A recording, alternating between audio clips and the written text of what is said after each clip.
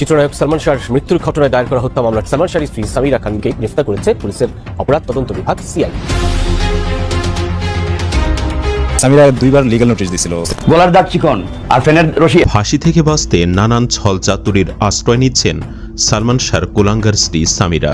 সামিরা বারবার দাবি করছেন সালমান শাহ নাকি জন্মগতভাবেই অপমৃত্যুর প্রবণতা বেশি।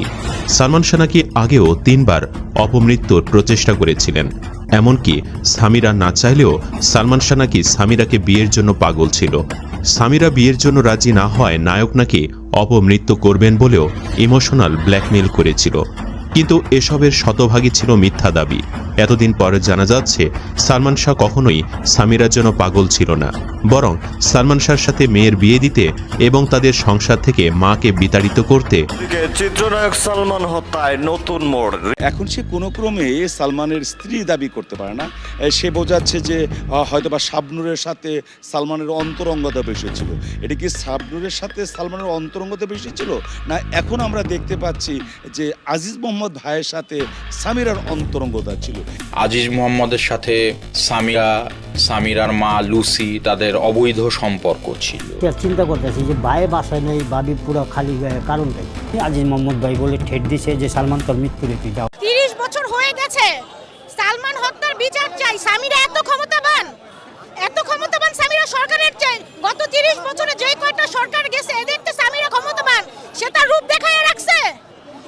আসসালামু আলাইকুম প্রিয় দর্শক, ভিডিও শুরুতে কিছু ভিডিও অংশবিশেষ দেখেছেন, দেখে বুঝতে পেরেছেন আজকের এই ভিডিওটা কতটা গুরুত্বপূর্ণ হতে যাচ্ছে। দর্শক, ভিডিওটি না টেনে সম্পূর্ণ দেখবেন, আর আমাদের চ্যানেল নতুন হয়ে দেখলে চ্যানেলটি সাবস্ক্রাইব করে আমাদের সাথে থাকবেন। দর্শক চলুন ভিডিওগুলো দেখে আসি। এখন বলুক দেখি যে আমার ছেলেরে কি জন্য কি দিছিল এই কাপড়ের পুটলির মধ্যে। ফাঁসি থেকে বাঁচতে নানান ছল চাতুরির আশ্রয় নিচ্ছেন সালমান শাহর কুলাঙ্গার স্ত্রী সামিরা। সামিরা বারবার দাবি করছেন সালমান শাহ নাকি জন্মগতভাবেই অপমৃত্যুর প্রবণতা বেশি। সালমান শাহ নাকি আগেও 3 বার অপমৃত্যুর প্রচেষ্টা করেছিলেন। এমনকি সামিরা না চাইলেও সালমান শাহ নাকি সামিরাকে বিয়ের জন্য পাগল ছিল।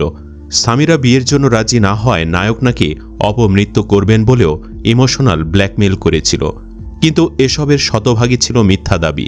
এতদিন পরে জানা যাচ্ছে সালমান শাহ কখনোই সামিরার জন্য পাগল ছিল না, বরং সালমান শাহর সাথে মেয়ের বিয়ে দিতে এবং তাদের সংসার থেকে মাকে বিতাড়িত করতে কুফরি কালাম অর্থাৎ তাবিজ করেছিল সামিরার মা লুসি, যেটি একটি ভিডিও বার্তায় ফাঁস করেছেন এই মামলার অন্যতম পলাতক আসামি এবং সামিরার বান্ধবী রুবি।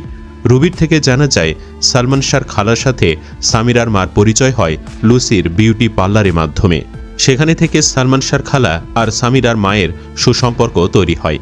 পারিবারিকভাবে সেই লুসি সালমানের ফ্যামিলি সম্পর্কে সবকিছু জেনে শুনে বংশগতভাবে তারা সুশিক্ষিত চৌধুরী বংশের মানুষ এবং সালমান শাহ পরিবারের বড় ছেলে সবকিছু জেনে বুঝে লুসি সামিরার সাথে সালমানের বিয়ের পরিকল্পনা করেন। সামির মা এবং সামিরা ঘন ঘন যাতায়াত করত তখন সালমানের বাসায়। লুসি নিজের মেয়েকে লেলিয়ে দেয় সালমানের দিকে, অথচ তখন সালমান শাহ পড়াশোনায় ব্যস্ত সময় পার করছে। সালমানকে কাবু করার জন্য সামিরার মা লুসি সালমানকে কবিরাজের মাধ্যমে তাবিজ করত, যা মৃত্যুর আগ পর্যন্ত চালু ছিল। এই তাবিজ ব্যবহার করে সালমানকে পাগল বানিয়ে সামিরাকে বিয়ে করতে বাধ্য করে লুসি। সালমান শাহর মতো সুশিক্ষিত, মার্জিত, সুদর্শন, অমায়িক একজন মানুষ কি করে সামিরা চাকমার মতো একজন মেয়েকে জীবন সঙ্গিনী করবে, এটাই ভেবে পান না অনেকেই। পরে তাবিজের কারণে সালমান শাহ সামিরার প্রতি আসক্ত হয়ে পড়ে। এক পর্যায়ে পরিবারের অমতে লুকিয়েই বিয়ে করে ফেলে। পরিবারের সবার আদরের বড় ছেলে হঠাৎ করে না জানিয়ে বিয়ে করছে, না মেনে উপায় আছে। সামিরা মা লুসি এখানে তাবিজের মাধ্যমে সাকসেসফুল হয়। সালমান শাহ আর সামিরার মাঝখানে যে লোকটা দেখতে পাচ্ছেন সে হলো সেই দরবেশ যে সালমানকে মৃত্যুর আগ পর্যন্ত তাবিজ করে রেখেছিল। উনি সেই ব্যক্তি যিনি সালমান শাহ জীবিত থাকাকালীন অনেকবার তার উপর জিন চালান করত। সালমানের ওপর জিন চালান করত, এটা ডন একাধিকবার গণমাধ্যমে সাক্ষাৎকারে বলেছে। সালমান শাহ মৃত্যুর সময় বেড থেকে অনেক তাবিজ কবজ উদ্ধার করা হয়, যা আপনারা দেখতেই পাচ্ছেন। অনেকেই আমার এই দাবিকে হাস্যকর কিংবা মিথ্যা বলতে পারেন, কিন্তু এটাই সত্য। এগুলো কখনো মিডিয়ায় আসেনি বলে অনেকেই জানে না। রুবির একটি ফুটেজের মাধ্যমে জানা যায় এই তাবিজ সালমান শাহর বাসায় রাখার জন্য বিয়ের আগে রুবিকে ভাড়া করা হয়। এমনকি সালমানের বাসার অন্য ফ্ল্যাটে রুবিকে ভাড়া থাকার প্ল্যানও করানো হয়, যেটি একটি ভিডিও বার্তায় ফাঁস করে দেন রুবি। রুবিকে ওই ফুটেজে বলতে শোনা যায়, সামিরার মা বলুক তো আমার হাতে ওই কাপড়ের পুটলির মধ্যে কি দেওয়া হয়েছিল। এমনকি সালমান শাহ মরার পর বিভিন্ন ম্যাগাজিনে লেখাও প্রকাশিত হয়েছিল সালমান শাহকে কবজা করতে সামিরা ও তার মা লুসির তাবিজ রহস্য শিরোনামে। অথচ সেই সামিরা যখন বারবার বলে সালমান শাহ তার জন্য পাগল ছিল, সেটি হাস্যকর আর মিথ্যা ছাড়া আর কি হতে পারে। উল্লেখ্য, বাংলাদেশি চলচ্চিত্রের ক্ষণজন্মা তারকা সালমান শাহর মৃত্যু রহস্য ঘিরে 29 বছরের বেশি সময় ধরে চলছে বিতর্ক। কেউ বলেন অপমৃত্যু, কেউ বলেন পরিকল্পিত হত্যাকাণ্ড।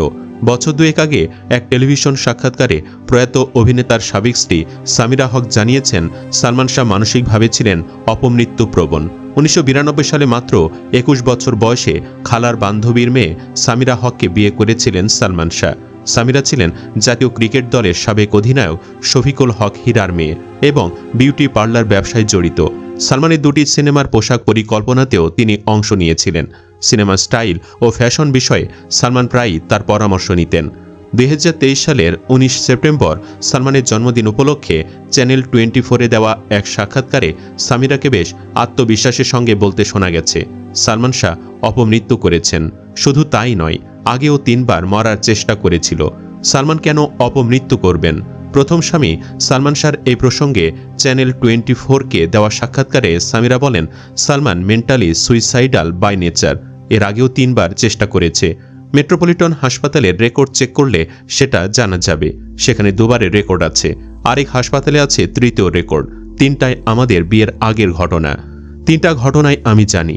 একবার মায়ের সঙ্গে ঝগড়া করেছিল, আরেকবার আমাকে বিয়েতে রাজি করানোর জন্য করেছে, আরেকবার অন্য একটি ঘটনায় সে অপমৃত্যুর চেষ্টা করেছিল। অথচ আমাদের গবেষণা বলছে সামিরার এই দাবিও সত্য নয়। তবে এর পেছনেও দায়ী সামিরা আর তার মা লুসি, কারণ তাদের তাবিজের কারণেই সালমান শাহ মানসিকভাবে ভারসাম্যহীন হয়ে পড়ে। সালমান শাহর মা নীলা চৌধুরী বরাবরই দাবি করে আসছেন, তার ছেলে ইচ্ছা করে মরেনি, বরং তাকে শেষ করা হয়েছে। অন্যদিকে পুলিশ ব্যুরো অব ইনভেস্টিগেশনের সাবেক প্রধান বনোজ কুমার মজুমদার আনুষ্ঠানিকভাবে জানিয়েছিলেন, হত্যাকাণ্ড নয়, সালমান শাহ অপমৃত্যু করেছেন। তবে বনোজ কুমার কতটা দুর্নীতিপরায়ণ ছিলেন তা তো প্রমাণ হয়ে গেছে। তাই বলা যায় পিবিআইয়ের এই তদন্ত সঠিক ছিল না। 1996 সালের 6 সেপ্টেম্বর ঢাকার ইস্কাটনের বাসায় ফ্যানের সঙ্গে ঝুলন্ত অবস্থায় সালমান শাহর মরদেহ উদ্ধার করা হয়। এরপর একে একে থানা পুলিশ, সিআইডি, র্যাব, পিবিআই সহ একাধিক সংস্থা তদন্ত চালায়। সব প্রতিবেদনেই ঘটনাটিকে অপমৃত্যু বলা হলেও সালমানের পরিবারের আপত্তিতে প্রতিবারই তদন্ত সংস্থা পরিবর্তন করা হয়। চলচ্চিত্রে এক উজ্জ্বল নক্ষত্র সালমান শাহর অকাল মৃত্যুর রহস্য আজও অমীমাংসিত থেকে গেছে। এদিকে 29 বছর আগে সালমান শাহর মৃত্যুর ঘটনায় সপ্তাহখানেক হত্যা মামলা করার আদেশ দিয়েছেন আদালত। মামলাটি তদন্তের জন্য রমনা থানাকে নির্দেশ দেওয়া হয়েছে। ঢাকার 6ষ্ঠ অতিরিক্ত মহানগর দায়রা জজ জান্নাতুল ফেরদৌস ইবনে হক এ আদেশ দেন। এ তথ্য নিশ্চিত করেন সালমান শাহর নীলা চৌধুরীর আইনজীবী ফারুক আহমেদ। তিনি বলেন, সালমান শাহর মৃত্যুর ঘটনায় নিরপেক্ষ তদন্ত করেননি পিবিআই। এ কারণে 4 বছর আগে পিবিআইয়ের চূড়ান্ত প্রতিবেদনে নারাজি দিয়েছিলেন নীলা চৌধুরী। আদালত সালমান শাহর মায়ের সেই রিভিশন আবেদন মঞ্জুর করেছেন। একই সঙ্গে এ মৃত্যুর ঘটনায় মামলা করার নির্দেশ দিয়েছেন আদালত। গত 21 অক্টোবর রমনা থানায় দায়ের হওয়া এ মামলায় 11 জনকে আসামি করা হয়েছে। এর মধ্যে সালমান শাহর সাবেক স্ত্রী সামিরা হক, ব্যবসায়ী আজিজ মোহাম্মদ ভাই, লতিফা হক লুসি এবং চলচ্চিত্রের খলনায়ক ডন সহ আরও কয়েকজনের নাম রয়েছে। এদিকে সালমান শাহর বিচার চেয়ে মশাল মিছিল হয়েছে যশোরে।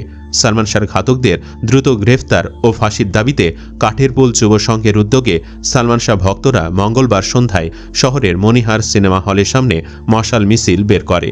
এ সময় তারা সালমানের ঘাতকদের বিচার দাবি করে স্লোগান দিতে থাকেন। শহরের বিভিন্ন এলাকা প্রদক্ষিণ শেষে মনিহার সিনেমা হলের সামনে এসে মোমবাতি প্রজ্বলন করা হয়। মোমবাতি প্রজ্বলন শেষে ভক্তরা বলেন, আমরা সালমান শাহের মৃত্যুর সুষ্ঠু বিচার চাই। সালমান শাহর ঘাতকদের সর্বোচ্চ শাস্তি দিতে হবে। প্রসঙ্গত, সালমান শাহ অভিনীত উল্লেখযোগ্য চলচ্চিত্রগুলোর মধ্যে 1993 সালে মুক্তি পায় কিয়ামত থেকে কিয়ামত, দেনমোহর ও তোমাকে চাই। 1994 সালে মুক্তি পায় বিক্ষোভ, আনন্দ অশ্রু, চাওয়া থেকে পাওয়া এবং বিচার হবে।